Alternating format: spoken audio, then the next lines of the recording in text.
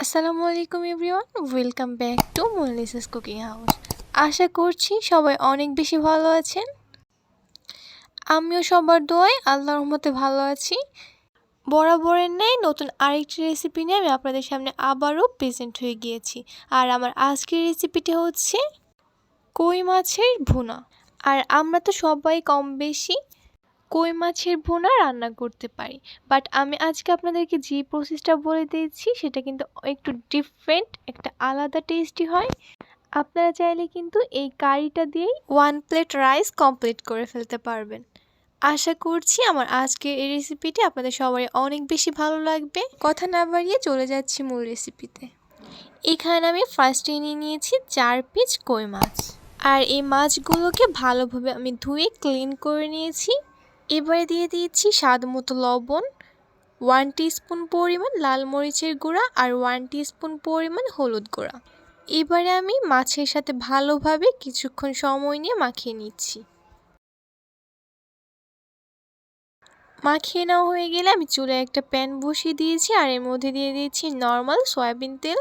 আর তেলটা যখন মিডিয়াম গরম হয়ে আসবে তখন আমি মাছগুলোকে এর মধ্যে দিয়ে দিচ্ছি। আমি মাছগুলোকে এপিট ওপিট করে ভালোভাবে কিছুক্ষণ ফ্রাই করে নিচ্ছি। আর যখন হচ্ছে এরকম ব্রাউনিশ হয়ে আসবে তখন বুঝতে হবে আমাদের মাছ ভাজাটা কমপ্লিট। তো এবারে আমি এটাকে চুলা থেকে তুলে নিচ্ছি। আর আমি যে তেলের মধ্যে মাছটাকে ভেজেছিলাম সেই তেলের মধ্যেই দিয়ে দিচ্ছি 1/2 কাপ পরিমাণ পেঁয়াজ কুচি আর হচ্ছে 4টা মরিচ। মরিচগুলোকে আমি মাঝখান দিয়ে ফেলে দিয়েছি। আর এই পর্যায়ে আমি দিয়ে দিচ্ছি পেঁয়াজ রসুন বাটা। এখানে আমি পেঁয়াজ আর রসুনকে একসাথেই ব্লেন্ড করে নিয়েছি।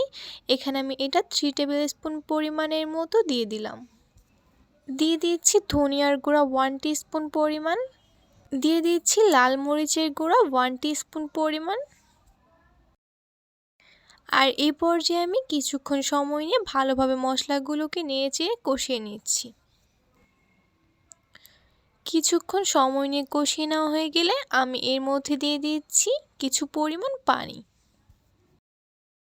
দিয়ে দিচ্ছি হলুদ গুঁড়া 1 টিস্পুন পরিমাণ। আর আমি 2টা টমেটোকে ভালোভাবে 4 পিস করে নিয়েছি, সেটা এখন দিয়ে দিচ্ছি। আর দিয়ে দিয়েছি কিছু পরিমাণ ধনিয়া পাতা।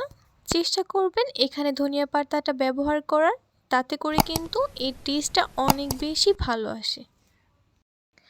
এবার আমি মাছগুলোকে এর মধ্যে দিয়ে দিচ্ছি। আর এ পর্যায়ে আমি এর মধ্যে কিছু পরিমাণ পানি অ্যাড করে দিচ্ছি।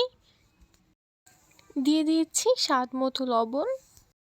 আর এ পর্যায়ে আমি আরও কয়েকটা ধনিয়া পাতা দিয়ে দিলাম। লাস্ট টাইমে এরকম ধনিয়া পাতাটা দিলে কিন্তু ফ্লেভারটা আরও বেশি ভালো আসে। দিয়ে দিয়েছি 1 টিস্পুন পরিমাণ সরিষার তেল। আর এই রেসিপির সিক্রেটটা কিন্তু এখানেই, সরিষার তেলটা দিলে কিন্তু এর টেস্টটা অনেক বেশি বেড়ে যায়। কিছুক্ষণ জাল করে নেওয়ার পরে আমার এটা কমপ্লিটলি হয়ে গিয়েছে। আশা করছি আমার আজকের এই কই মাছের ভুনা রেসিপিটি আপনাদের সবারই অনেক বেশি ভালো লেগেছে।